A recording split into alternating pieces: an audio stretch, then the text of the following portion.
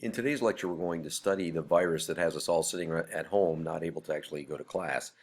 The name of the virus is SARS-CoV-2, coronavirus 2. I'll explain that here very shortly, but I want to point out that what we're going to do is take a look at this virus from the scientific perspective. We're not going to be looking at how it is that the news is looking at it and how the politicians are looking at it in any way, that is where a lot of the sources of information that most people have is coming from. I want you to be able to use this lecture as a way to sort of counterbalance some of that, because you should be taking the role of a professional very, very soon here, if not already. So we want to do this right. We want to understand exactly what's happening with this virus. So we're going to start by just talking about the very, very basic parts of this whole epidemic. And for example, one of the most common questions that people ask is, what's the difference between SARS-CoV-2 and COVID-19? SARS-CoV-2, if you look here, this is the World Health Organization website. That's the name of the actual virus itself, and the full name is Severe Acute Respiratory Syndrome Coronavirus 2. And the reason it's called SARS-CoV-2 is because 10 years ago, more than 10 years ago, there was another outbreak of another SARS, which is SARS-CoV. And this virus, which I'm going to show you the evidence for this virus is extremely similar to it, so that's why it's referred to as SARS-CoV-2. The disease that it causes, the set of symptoms and the difficulties, the pathology that occurs because of the infection, is called coronavirus disease from 2019, and that's shortened to COVID-19. So this shows the early dynamics of the outbreak that occurred. It began in January, was first really noticed actually in December of 2019, hence the designation 19. But the epidemic didn't really start much until the end of January. You can see these are all the cumulative cases that have been documented, all the blue bars, and it starts here around January 6th. And it goes up, and then you see it curves up like this big curve right here. Now, not this part down here, but the curve right here. That is what we call exponential growth, and I'll show you how we can determine that that's exponential here in a moment. Now, I want to be clear on what exponential actually means. Exponential does not mean big. Exponential does not mean a lot. What exponential means is exactly this kind of pattern. This pattern that grows very slowly at first and then sort of explodes. That's the characteristic of exponential curves. Other curves that are not exponential will also do that. So in order for us to say that this is truly exponential, we have to actually do a little bit of mathematics, which I'll show you here very shortly. But you notice then, once we get into the end of January and up into February, the cases are increasing and increasing and increasing. Now, these red bars down here at the bottom are or actually I should say to the left, are the number of deaths that were recorded from this disease. So you can see the number of deaths is actually quite low. The fatality rate, the probability that an individual dies given that they get the disease, varies a lot by country, a lot by socioeconomic status, but the highest is around 5%, and the lowest is 1 or 2%. Tops in some areas is actually less than 1%, it appears. But you can see right here the number of cases growing very, very rapidly, the number of deaths growing, but again, the proportion is very, very small. Now, all of this occurred in China. There were no cases outside of China. Really, at least very many cases, I should say, outside of China, until we get to about here. And then you see the number of cases increases, and you see a big jump right here.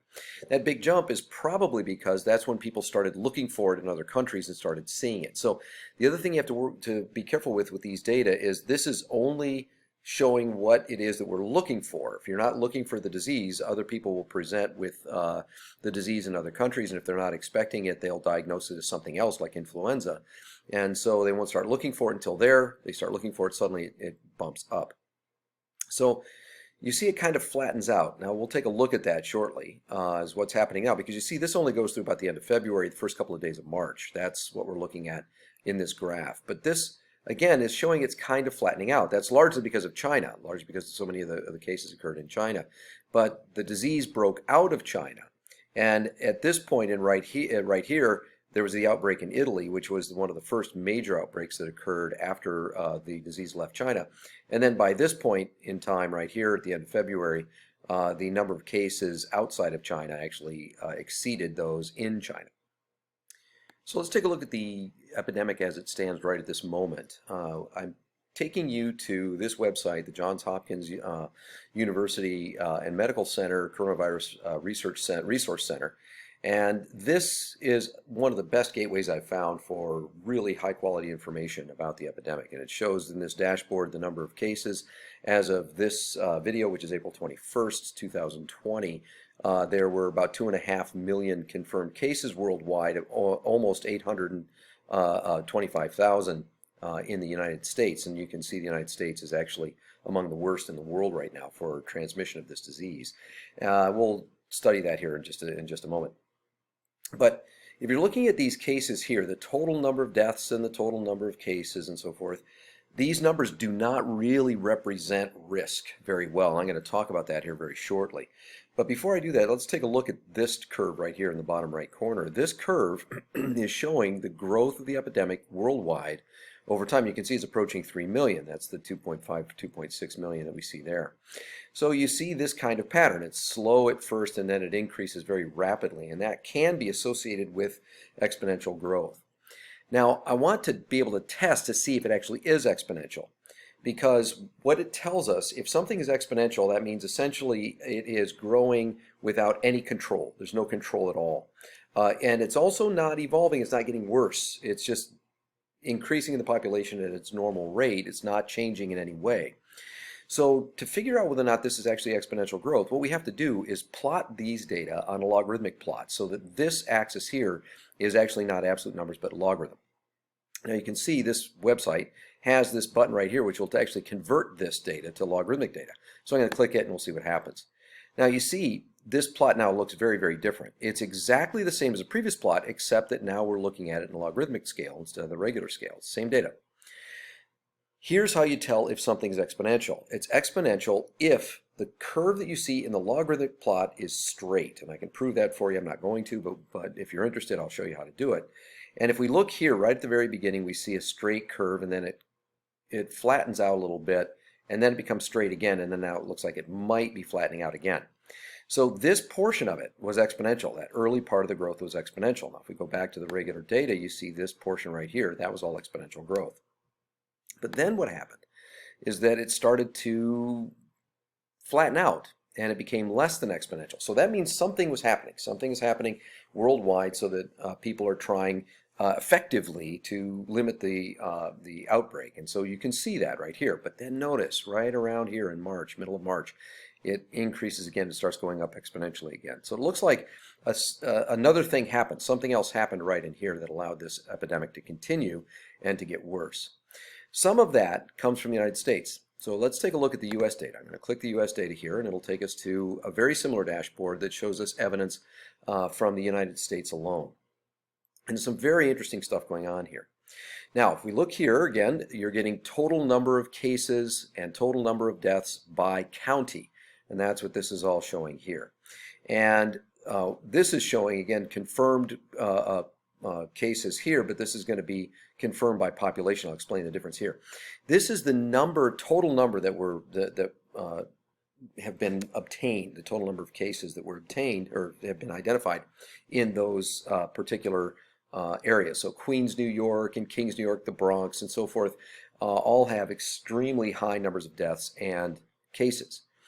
But that's not surprising. I mean, those areas are extremely highly dense populations. In fact, let's power up on Arizona. I'm going to make that point here in just a moment. If we power here onto Arizona, let's compare, for example, Maricopa County here to Coconino County, which is where Flagstaff is.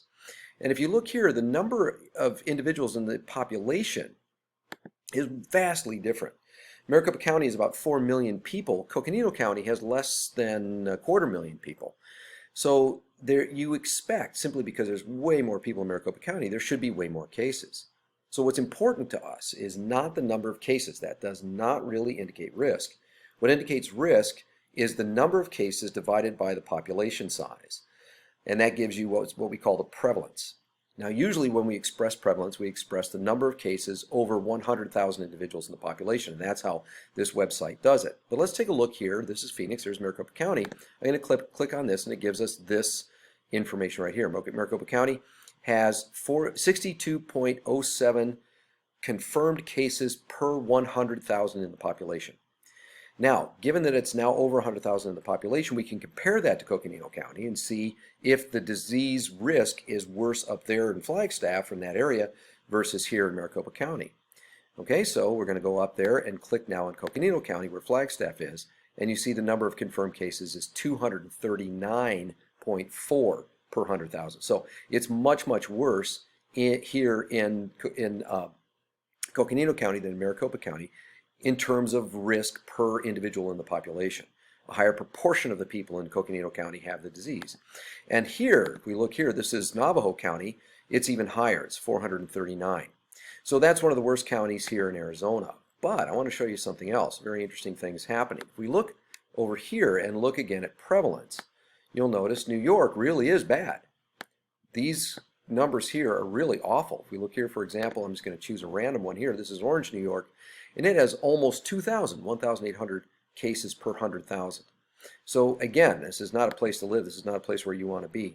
Another interesting thing is happening. If you look down here in the southeast, right around here in the southern part of Georgia and Alabama, you'll see a cluster, really, really nasty cluster right here, right around the city of Albany. If we look at some of these counties, for example, in Sumter, Georgia, the number of confirmed cases is over 1,000. And here in Lee, Georgia, the number of confirmed cases is almost 1,000. So in various places, if we're looking at the prevalence, we can get a sense of what the risk of the disease is. But again, remember, prevalence is the number of cases divided by the population size, but then usually standardized over number of cases per 100,000 people in the population. So obviously there's an enormous amount of data at this website, and there's a number of others that are excellent as well, including ASU's gateway to their data sets. But there's one other thing I want to get at, and that is this. If we come over here to the critical trends, there's two other really nice stories you can get from these data. These critical trends are giving nice, interesting analyses of some of the data that's coming out. And the one I want to look at first is this. Has the curve flattened? You may have heard a number of people online and in the media talking about the flattening of the curve and so forth. The question is, has the curve flattened? Well, what curve are they talking about, and what does it mean to be flat? That's often not really clear, but let me show you. This is what we're looking at here are the number of new cases that they have per week. And so the data that we're looking at is this. This is the confirmed new cases on a 5-day moving average, meaning every data point here is showing you the number of new cases that arose in the previous 5 days. So this curve right here, this giant one that's way up higher than everybody else is us, the United States. And you can see here the curve grew like crazy rapidly here. Now this is a little bit misleading. Probably the main reason why this curve increased so rapidly is because we started looking for it. You may have heard the United States wasn't particularly well prepared for this. And we were a little bit behind the rest of the world in getting testing done and getting the tests prepared and ready to go. But we did actually a pretty good job of getting that finally started and going. And you notice here, starting from the end of March, early April, and all the way through April, you see the curve going up and down and up and down. And what this is telling us is this: the number of new cases that they find per week is essentially constant at this point. So yes, the curve has flattened, but the disease is still robust. This epidemic is still robust in the United States. So all the social distancing and all of the other sort of containment processes that have been put in place are working, but the disease is still being transmitted. And we saw in some of the previous graphics where those diseases are actually being transmitted the most. In the southeast, in New York, and in other areas of the country. So this is a warning. We have to be really careful here. We still have to be socially distanced and still working because the epidemic is still very, very robust at this point. There's one other story that's in this data set that I want to show you, and that's associated with worldwide new cases as they are happening right now. And this part of the animated map has two different animated maps. This is cumulative cases over time, which I don't find that interesting. This one is much more interesting to me. This is the same sort of thing we saw before, but not just for the United States, for the entire world. This is a graphic, dynamic graphic that shows how the number of new cases in every 5-day window is changing over time. So I'm going to scroll down here, and you can see on April 12th, you can see the data here showing that the hotter colors here have much higher epidemics than other places. I'm going to take us back to the beginning. Let's watch this whole thing work out. We're going to go all the way back to the beginning, which starts on January 23rd of 2020. And you can see the epidemic right now is confined to China. The rest of the world is essentially empty. There's hardly any cases at all, if at all, that have been diagnosed. Now, there's other cases I'm sure out there, but they haven't been seen yet. So you can see the number of new cases in China got worse, got worse, and got worse. And if we follow China, you'll see it sort of plateaus out there a little bit, and then the epidemic starts to spread, the pandemic starts to spread across the world. But look at China. China got it under control and brought it back down. And it gets worse again, and it goes up and down again. The number of new cases continues to sort of fluctuate up and down, sometimes worse, sometimes better. But China pretty much had it under control that whole time. Now I want you to look at Europe this time, especially I want you to look at France. We're going to play this animation again. Again, China, it's there in China. It breaks out first in Italy. You'll see it there. It'll come in here very shortly. And once it hits Italy, then it starts to go through the rest of Europe. It hits the Middle East, goes to the Americas, especially in North America, and then you see France. France has a pretty robust infection here, and then it gets to the highest level, it gets very, very bright red, but then it gets better. So it's getting under control here in France. Now compare China and France to the United States. So here we are again. We'll run the animation a third time. China is bad. And again, we see it again breaking out, but now watch what happens in the United States. About the same time it gets into Europe, it gets to the United States. And then it just keeps getting worse and worse. Now this is number of new cases in the previous 5 days. To keep that in mind, this isn't cumulative cases. So you see now the United States is now as bright red as it can get, and it stays bright red, and it is now, at this moment, the worst country in the world for number of new cases, which means this. We are practicing social distancing, but we could be better. The number of new cases that are rising is right now worse in the United States than anywhere else in the world. So in other words, saying this, the United States is the worst place to live right now for this disease. You have a higher probability of getting the disease living in the United States than at any place else in the world, including where it started in China. Issues with this analysis is that we're looking at, again, total number of cases. And like we saw earlier when I talked about comparing Maricopa County to Coconino County, it depends on how many people are in the country determines how bright red this thing actually is. But remember, the United States, our population density is far less than China. And so therefore this red is very meaningful. It actually is indicating a much higher prevalence and a much higher new cases prevalence. And the same thing in Europe. Our population density is approximately the same or less than most of Europe and all these red areas here that we've mentioned, including France. So again, even though we're looking at cumulative cases, total number of cases, in terms of prevalence, we would actually have seen probably a worse picture.